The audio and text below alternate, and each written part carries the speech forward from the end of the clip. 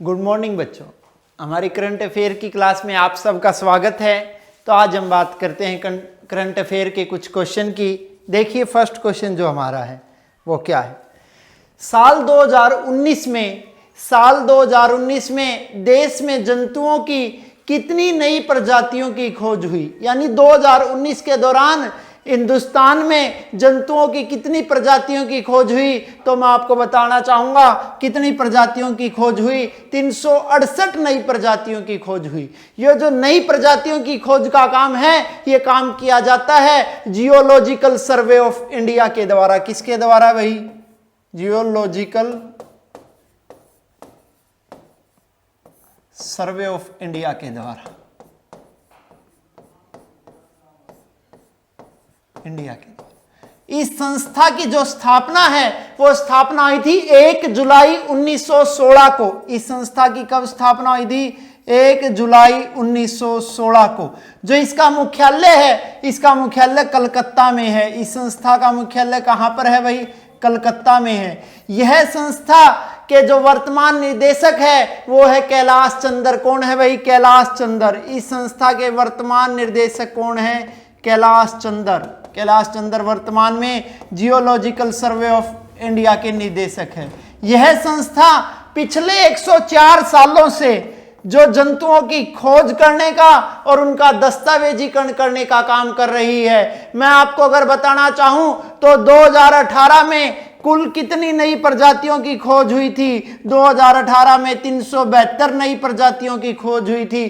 पिछले 10 सालों में हिंदुस्तान में जीव जंतुओं की कुल कितनी प्रजातियों की खोज हो चुकी है? तो वो संख्या है 2444 नई प्रजातियों की खोज हो चुकी है पिछले 10 सालों में। और आपको मैं बताना चाहूं तो सबसे कम जो जंतुओं की प्रजातियां हैं वो कब खोजी गई? 2010 में। और 2010 में मात्र कितने प्रजातियों की खोज हुई थी? 28 प्रजातियों की खोज हुई थी। तो मैं आपको बताना चाहता हूं आज तक हिंदुस्तान में जंतुओं की कुल कितनी प्रजातियां खोजी जा चुकी है? तो वो खोजी जा चुकी है 1,02,161, यानी 1,02,161 कुल प्रजातियों की खोज हो चुकी है आज हिंदुस्तान में। अगर बात करना चाहूं मैं आपके साथ विश्व की, तो विश्व में जो जीव जंतुओं की प्रजातियों की संख्या है वो लाखों में है। वो है 15,64,647। कितनी है भाई? 15,64,647 प्रजातियों की खोज हो चुकी है।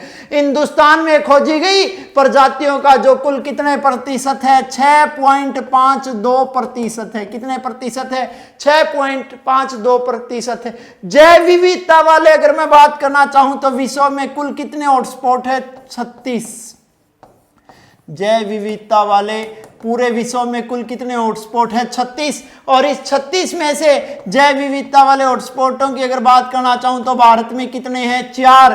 तो भारत में जो जीव जंतुओं की प्रजातियों के लिए, जैसा कि मैंने आपको बोर्ड पे दिखाया गया, जो मुख्य रूप से क्षेत्र, एक तो हिमालय का क्षेत्र और दूसरा हिंदुस्तान का मरुस्थलीय भाग, उसके बाद बात करना चाहूं तो गंगा का मैदान, उसके बाद बात करना चाहूं दक्षिण भारत और तटीय क्षेत्र की, उसके बाद अगर बात करना चाहूं मैं आपके साथ जो द्वीप समूह का क्षेत्र है। कैसा क्षेत्र है? द्वीप समूह का क्षेत्र है। यह सारा क्षेत्र हिंदुस्तान में जीव जंतुओं की प्रजातियों के लिए विख्यात है। यानी विश्व में जैव विविधता के 36 स्थानों में से 4 स्थान पड़ते हैं। और 4 स्थान कौन से देश में पड़ते हैं? भारत में पड़ते हैं। अब बात करते हैं इसके बाद नेक्स्ट क्वेश्चन के। हमारा अगला क्वेश्चन क्या है? देखिए बच्चों, राष्ट्रीय सांख्यिकी कार्यालय, जिसे हम शॉर्ट फॉर्म में बोलते हैं NSO, के सर्वेक्षण के अनुसार भारत में जो साक्षरता दर है वो क्या है? यानी जो भारत में साक्षरता दर है वो कितने प्रतिशत है? 77.7%।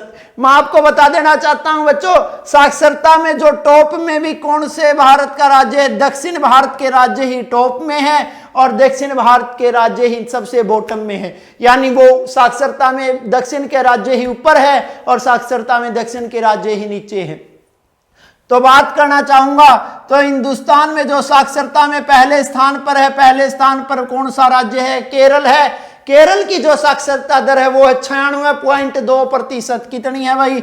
96.2%। अगर बात करना चाहूं जो सबसे कम साक्षरता वाला राज्य की अगर बात करना चाहूं तो सबसे कम साक्षरता वाला राज्य कौन सा है? आंध्र प्रदेश। कौन सा है? आंध्र प्रदेश। आंध्र प्रदेश में जो साक्षरता की दर है वो है आपकी 66.4%। कितनी है भाई?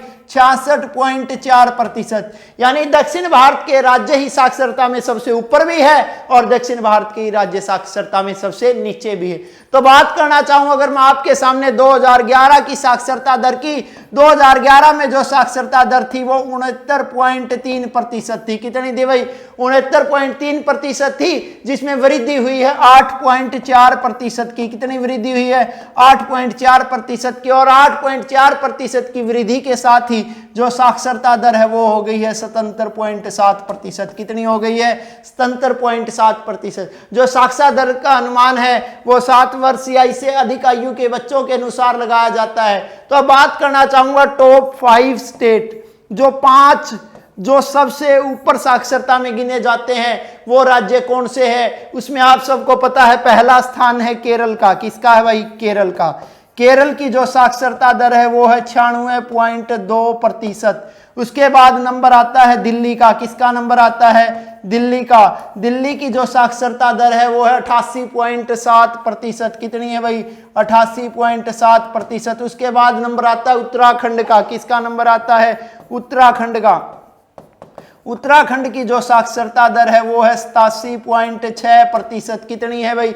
87.6%। उसके बाद नंबर आता है हिमाचल का। किसका नंबर आता है? हिमाचल का। हिमाचल की जो साक्षरता दर है वो है 86.6%। उसके बाद नंबर आता है असम का, और असम की जो साक्षरता दर है वो है 85.9%।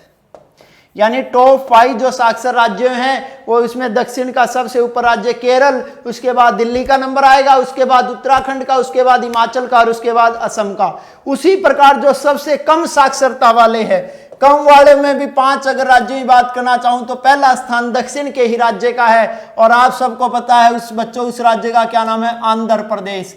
आंध्र प्रदेश की जो साक्षरता दर है वो कितनी है? 66.4%। कितनी है भाई? 66.4%। कितनी है? 66.4%। उसके बाद नंबर आता है राजस्थान का। किसका नंबर आता है? राजस्थान का। राजस्थान की जो साक्षरता दर है वो है 69.7%। उसके बाद राजस्थान की साक्षरता दर कितनी है? 69.7%। उसके बाद नंबर आता है बिहार का। बिहार की जो साक्षरता दर है वो है 70.09%। कितनी है? 70.09%। उसके बाद नंबर आता है तेलंगाना का। किसका नंबर आता है? तेलंगाना का। तेलंगाना की जो साक्षरता दर है वो है 72.8%। उसके बाद नंबर आता है यूपी का। यूपी की जो साक्षरता दर है वो है 73%। यानी टॉप 5 ये हैं और सबसे नीचे वाले यानी निम्न 5 ये हैं। उसके बाद अब अगले क्वेश्चन की बात करते हैं। अगला क्वेश्चन क्या है देखिए बच्चों, भारत स्वदेशी हाइपरसोनिक मिसाइल तकनीक में, ये हाइपरसोनिक मिसाइल का आपके सामने मैंने चित्र भी प्रस्तुत किया है। हाइपरसोनिक मिसाइल तकनीक में सफलता प्राप्त करने वाला विश्व का कौन सा देश बन गया? तो आपको पता होना चाहिए भारत यह सफलता प्राप्त करने वाला विश्व का कौन सा देश बन गया है? चौथा देश बन गया है। इससे पहले वो जो 3 देश जिन्होंने हाइपरसोनिक मिसाइल तकनीक में सफलता प्राप्त की उसमें नाम आता है अमेरिका का पहला स्थान, फिर नाम आता है रूस का, उसके बाद नाम आता है चीन का, और अब चौथा देश कौन सा बना है? भारत। भारत ने यह प्रशिक्षण जो किया ओडिशा में किया। कहां पर किया भाई? ओडिशा में। ओडिशा के बालाकोट में। ओडिशा के बालाकोट में कौन से प्रशिक्षण केंद्र पर? अब्दुल कलाम, APJ अब्दुल कलाम जो केंद्र है वहां पर, यानी APJ अब्दुल कलाम रेंज में प्रशिक्षण किया गया। यह प्रशिक्षण किया था सोमवार को। कब किया था भाई? सोमवार को सुबह। और उस सुबह क्या टाइम था? 11:03 में किया था भाई।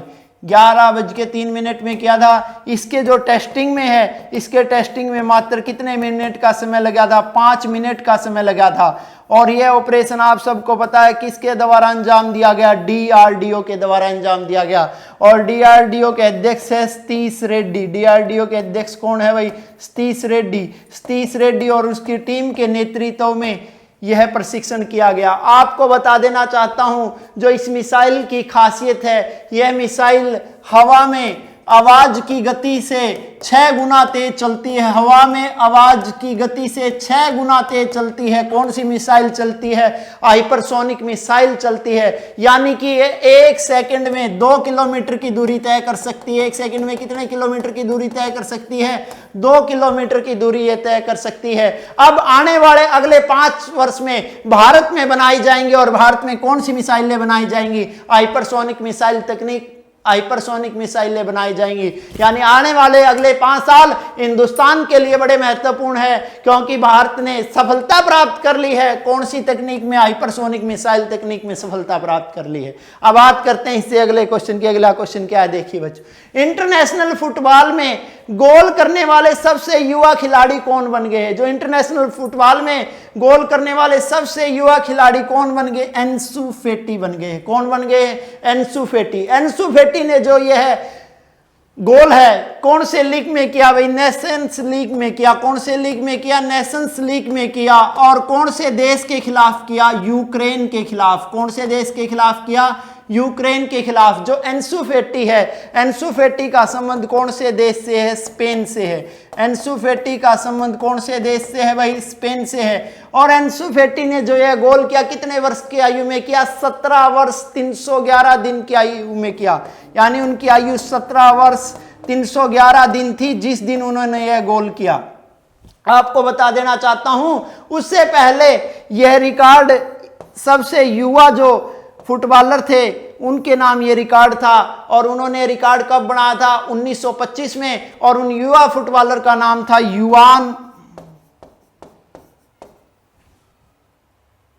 यूरान एरेजेक्विन। और उन्होंने जब ये रिकॉर्ड बनाया था तो कब बनाया था? 1925 में। और तब उनकी आयु मात्र थी 18 वर्ष 344 दिन। कितनी आयु थी? 18 वर्ष 344 दिन की आयु में उन्होंने रिकॉर्ड बनाया था। यानी कि 1925 में बने इस रिकॉर्ड को 2020 में तोड़ दिया गया। और यह रिकॉर्ड किसके द्वारा तोड़ दिया गया? एंसू फेटी के द्वारा। आपको बता देना चाहता हूं इस मैच में भी स्पेन की जीत हुई। स्पेन का स्कोर 4, जबकि यूक्रेन का स्कोर कितना रहा? 0। इसमें एक गोल तो आप सबको पता है एंसू फेटी ने किया, जबकि उसके अलावा और गोलों की बात करना चाहूं तो 2 गोल किए थे वो रामोस ने किए। किसने किए भाई? रामोस ने। जबकि एक गोल टारेस ने किया। किसने किया? टारेस ने किया। अब बात करते हैं इससे अगले क्वेश्चन की। टेलीकॉम कंपनियां वोडाफोन और आइडिया मिलकर अब क्या कहलाएंगी? आपको मैं बता देना चाहता हूं भारतीय टेलीकॉम की 2 बड़ी कंपनियां, यानी कि जिन्हें भारत में दूसरा और तीसरा स्थान प्राप्त है, वो दोनों एक हो गई है। यानी वो दोनों कंपनियां कौन सी एक हो गई? वोडाफोन और आइडिया एक हो गई है। और यह अब इनका लोगो है। इनका लोगो यह होगा भाई, ये लोगो जो मैंने आपके सामने स्क्रीन पर दिखाया है, ये इनका चित्र रहेगा। दोनों कंपनियों को अब VI के नाम से जाना जाएगा। किस नाम से जाना जाएगा भाई? VI के नाम से जाना जाएगा। दोनों कंपनियों किस नाम से जाना जाएगा? VI के नाम से जाना जाएगा, या इनका ब्रांड नेम V भी होगा। अब दोनों कंपनियों का एकीकरण हो गया है। और दोनों कंपनियों के अगर उपभोक्ताओं की बात करना चाहूं तो दोनों कंपनियों के पास कितने उपभोक्ता है? 28 करोड़ उपभोक्ता है। कितने उपभोक्ता है? 28 करोड़ उपभोक्ता है। दोनों कंपनियों ने निर्णय लिया है 25,000 करोड़ का फंड जुटाने का। कितने करोड़ का फंड जुटाने का? 25,000 करोड़ का फंड जुटाने का निर्णय लिया है इन दोनों कंपनियों ने। कौन सी 2 कंपनियों ने लिया है? वोडाफोन और आइडिया ने यह मिलकर निर्णय लिया है। दोनों कंपनियां 25,000 करोड़ का फंड जुटाएंगी। अब उसके बाद बात करते हैं नेक्स्ट क्वेश्चन की। दुनिया के नंबर 1 टेनिस खिलाड़ी नोवाक जोकोविच को किस ओपन टूर्नामेंट में डिस्क्वालीफाई कर दिया गया? इन्हें कौन से, आप सबको पता है ये 4 जो टूर्नामेंट है ये होते हैं Australian open, French open, Wimbledon और यूएस ओपन। तो यानी नोवाक जोकोविच को कौन से ओपन से टूर्नामेंट से डिस्क्वालीफाई किया? तो कौन से किया भाई? यूएस ओपन से। और ऐसा पहली बार हुआ है विश्व में, ऐसा पहली बार हुआ है।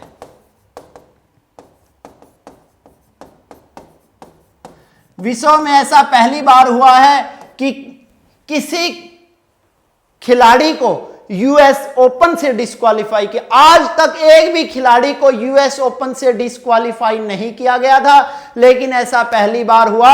और ऐसा पहली बार किसके साथ हुआ? नोवाक जोकोविच, यानी विश्व के नंबर 1 टेनिस खिलाड़ी के साथ ऐसा हुआ। ऐसा क्या हुआ कि इन दोनों का मैच चल रहा था भाई, जोकोविच और बुस्ता का। जोकोविच और बुस्ता का मैच चल रहा था, और जो पहले सेट में इनका स्कोर था 5-6 का स्कोर था। जबकि इस मैच में जोकोविच है जो कंधे की इंजरी से दुखी थे, उन्होंने उससे पहले मेडिकल ट्रीटमेंट भी लिया। लेकिन जब उन्होंने देखा कि लगातार वो बुस्ता से पिछड़ रहे हैं, तो उन्होंने गुस्से में आकर शॉट मारा। और यह गुस्से में आकर शॉट जो इन्होंने मारा था, यह गेंद कोर्ट के बैक साइड में मारा। जो यह गेंद मारी जो इन्होंने कोर्ट के बैक साइड में मारी, बैक साइड में मारने से 40 फीट दूर जो ऑफिशियल खड़ी लाइन में जज थी उसके गले पर जा लगी, और उसके गले पर लगते ही उसे सांस में तकलीफ हो गई।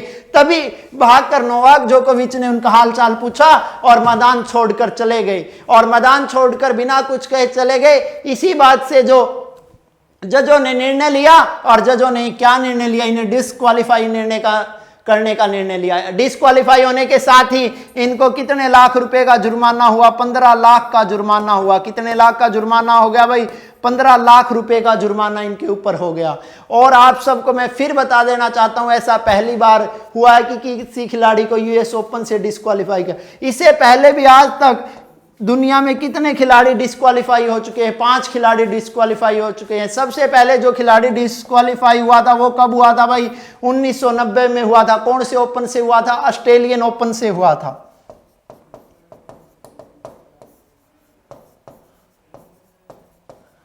और ऑस्ट्रेलियन ओपन से जो खिलाड़ी डिस्क्वालीफाई हुआ था उसका नाम था जॉन मैकनरो। क्या नाम था भाई?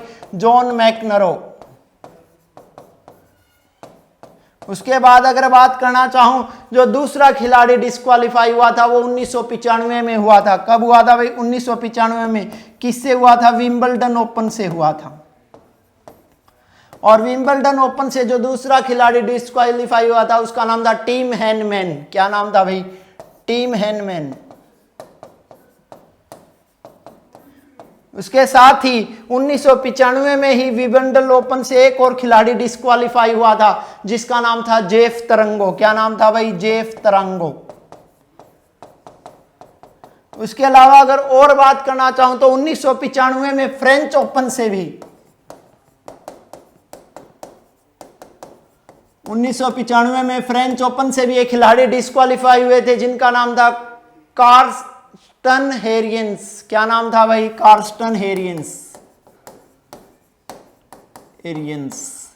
उसके अलावा बात करना चाहूं तो एक खिलाड़ी 2000 में भी डिस्क्वालीफाई हुआ था, वो भी फ्रेंच ओपन से हुआ था, जिसका नाम था स्टीफन कोबैक।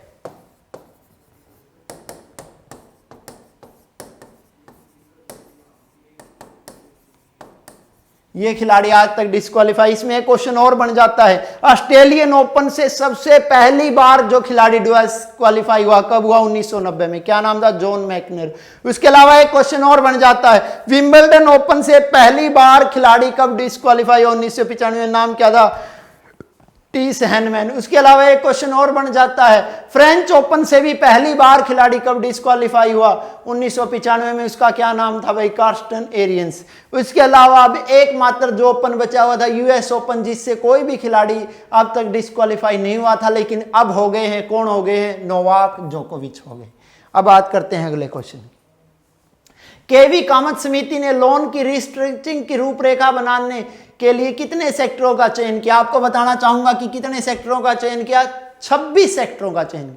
आप सबको पता है बच्चों कौन सा काल चल रहा है? कोरोना काल चल रहा है। कौन सा काल चल रहा है? कोरोना काल चल रहा है। इसलिए जो आरबीआई ने बैंकों के लिए, जो बैंकों का ऋण था उसके ब्याज के लिए इन्हें एक सुविधा दी थी जिसका नाम था मोरटोरियम। क्या दिया था भाई? मोरटोरियम की सुविधा दी थी। और ये मोरटोरियम का समय कितने माह का था? 6 माह का इन्हें समय मिला था। और आप सबको पता है 6 माह की समय सीमा समाप्त हो गई। इसीलिए आरबीआई ने इन बड़े उद्योगी घरानों के लोन की रिस्ट्रक्चरिंग के लिए, लोन की क्या करने के लिए? रिस्ट्रक्चरिंग करने के लिए किसके नेतृत्व में एक समिति का गठन किया? केवी कामत के नेतृत्व में इस समिति का गठन किया और इस समिति ने अपनी रिपोर्ट आरबीआई को सौंप दी है। और इस समिति ने अपनी रिपोर्ट आरबीआई को कब सौंप दी? 4 सितंबर को। 4 सितंबर को इन्होंने अपनी रिपोर्ट किसे सौंप दी? आरबीआई यानी रिजर्व बैंक ऑफ इंडिया, जिसकी स्थापना हुई थी 1 अप्रैल 1935 को, जो भारत का केंद्रीय बैंक है, जिसे बैंकों का बैंक भी कहा जाता है, जिसके वर्तमान में गवर्नर है शक्तिकांत दास। अब इन्होंने लोन रिस्ट्रक्चरिंग के लिए कुल कितने सेक्टरों का चयन किया है भाई? 26 सेक्टरों का चयन किया है। तो अपना अगला क्वेश्चन है बच्चों, सितंबर 2020 में कौन से देश में 2 बार चक्रवर्ती तूफान आया? देखो, एक ही हफ्ते में 2 बार चक्रवर्ती तूफान आया, जिस चक्रवर्ती तूफान का नाम था आइसेन। कौन से देश में आया यह चक्रवर्ती तूफान? जापान में आया। कौन से देश में आया? जापान में। इस तूफान के दौरान मैं आपको बता देना चाहता हूं बच्चों, जापान के जो 5 लाख घरों की जो बिजली की बत्ती गुल हो गई, यानी 5 लाख घरों की बिजली की बत्ती गुल हो गई। और देखो, बहुत सारे घरों का ये हाल हो गया जो हमने कभी सोचा भी नहीं था। और इसके अलावा जो बुलेट ट्रेन है,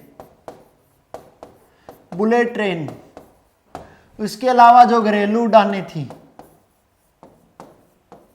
घरेलू उड़ानें, अंतर्राष्ट्रीय उड़ानें, सारी उड़ानें क्या करनी पड़ी? रद्द करनी पड़ी। यानी कहने का मतलब है कि सारा यातायात जो था वो क्या हो गया भाई? ठप हो गया। सारा यातायात क्या हो गया? ठप हो गया। क्योंकि इस तूफान के दौरान मैं आपको बताना चाहूँ तो जो हवा है वो 144 किलोमीटर घंटा की स्पीड से चली।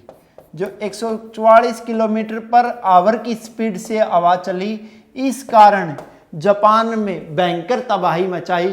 कौन से तूफान ने? आइसेन ने। आइसेन, जिसका अर्थ चीनी भाषा में होता है, आइसेन का अर्थ अगर बात करना चाहूँ चीनी भाषा में तो कौन सा देवता कहा जाता है? समुद्री देवता। कौन सा देवता कहा जाता है? समुद्री देवता कहा जाता है। किसे कहा जाता है? आइसेन को। और ये आपके सामने तस्वीर है आइसेन तूफान के द्वारा मचाई गई जापान की तबाही की। अब बात करते हैं अगले क्वेश्चन की। जो अगला क्वेश्चन है, मशहूर प्रकृतिवादी और प्रशासक सर डेविड एटनबरो को 2019 में कौन सा सम्मान दिया गया? इन्हें जो सम्मान दिया गया कौन सा भाई? इंदिरा गांधी शांति पुरस्कार। इस इंदिरा गांधी शांति पुरस्कार की मैं आप बच्चों बता देना चाहता हूं, जो शुरुआत है, शुरुआत कब हुई थी? 1986 से हुई थी। इस पुरस्कार की जो शुरुआत है वो कब हुई थी? 1986 से हुई थी। यह जो पुरस्कार है कौन कौन से क्षेत्रों में दिया जाता है? ये शांति के लिए दिया जाता है, समाज सेवा के लिए दिया जाता है, निस्तारीकरण के लिए दिया जाता है, निस्तारीकरण के लिए दिया जाता है। उसके अलावा अगर और बात करना चाहूँ तो यह विकास के क्षेत्र के लिए भी दिया जाता है। और इन सारे क्षेत्रों में कौन सा पुरस्कार दिया जाता है? इंदिरा गांधी शांति पुरस्कार, जिसकी शुरुआत कब हुई थी? 1986। 1986 में यह सबसे पहले जो पुरस्कार मिला था वो मिला था पार्लियामेंटियंस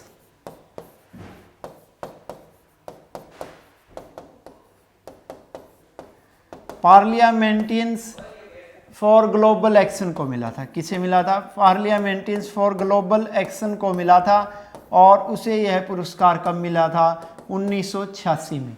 अब बात करना चाहूँ तो 2019 में यह पुरस्कार आप सबको पता है हमारे जाने माने प्रकृतिवादी और प्रशासक किसको मिला है? डेविड एटनबरो को मिला है। इस पुरस्कार के अंतर्गत कितने लाख रुपए की राशि दी जाती है? 25 लाख रुपए की नगद राशि दी जाती है। उसके अलावा एक प्रशस्ति पत्र दिया जाता है। उसके अलावा एक क्या प्रदान की जाती है? ट्रॉफी प्रदान की जाती है। यह डिजिटल कार्यक्रम के द्वारा यह सम्मान दिया गया। इस सम्मान के कार्यक्रम में डिजिटल रूप से प्रस्तुत थे हिंदुस्तान के पूर्व प्रधानमंत्री डॉक्टर मनमोहन सिंह, इसके अलावा सोनिया गांधी, इसके अलावा राहुल गांधी। मैं आप बच्चों एक बात और बता देना चाहता हूं, डॉक्टर मनमोहन सिंह को भी मिल चुका है। और डॉक्टर मनमोहन सिंह को कौन सा पुरस्कार मिल चुका है? इंदिरा गांधी शांति पुरस्कार मिल चुका है। तो इसके बाद बात करते हैं नेक्स्ट क्वेश्चन की। Revolving fund of Pan America, ये एक अमेरिका की संस्था है। Revolving fund of Pan America health organisation के सहयोग से कौन सी संस्था कोविड-19 के टीकों की खरीदारी करेगी? तो वो कौन सी संस्था है भाई? यूनिसेफ। यूनिसेफ जिसकी स्थापना संयुक्त राष्ट्र महासभा के द्वारा की गई थी। किसके द्वारा की गई थी भाई? संयुक्त राष्ट्र महासभा के द्वारा। संयुक्त राष्ट्र महासभा के द्वारा इसकी स्थापना की गई थी 11 दिसंबर 1946 को। कब की गई थी? 11 दिसंबर 1946 को किसकी स्थापना की गई थी? यूनिसेफ की। यूनिसेफ की जो स्थापना में सबसे महत्वपूर्ण जिसने भूमिका निभाई थी वो एक पोलैंड के डॉक्टर थे, और पोलैंड के उन डॉक्टर जिन्होंने महत्वपूर्ण संस्था की स्थापना में भूमिका निभाई थी उनका नाम था लुडविक रॉन्सन। क्या नाम था भाई? लुडविक रॉन्सन। और इसका यूनिसेफ का जो मुख्यालय है वो कहां पर है भाई? न्यूयॉर्क में। यूनिसेफ का मुख्यालय कहां पर है? न्यूयॉर्क में यूनिसेफ का मुख्यालय है। आप सबको बच्चों में बता देना चाहता हूं, ये एकल टीका खरीदने वाली दुनिया की सबसे बड़ी संस्था है। एकल टीका खरीदने वाली दुनिया की सबसे बड़ी संस्था कौन सी है? यूनिसेफ। यूनिसेफ विश्व के 100 देशों की ओर से जो नियमित टीकाकरण और संक्रमण को रोकने के लिए प्रतिवर्ष लगभग 2 अरब टीके खरीदती है। कितने देशों की ओर से? 100 देशों की ओर से जो टीकाकरण के लिए प्रतिवर्ष कितने टीके खरीदे जाते हैं? 2 अरब टीके खरीदे जाते हैं। कौन सी संस्था के द्वारा खरीदे जाते हैं? यूनिसेफ के द्वारा खरीदे। तो बच्चों आज हमारी करंट अफेयर की क्लास यहीं पर समाप्त होती है।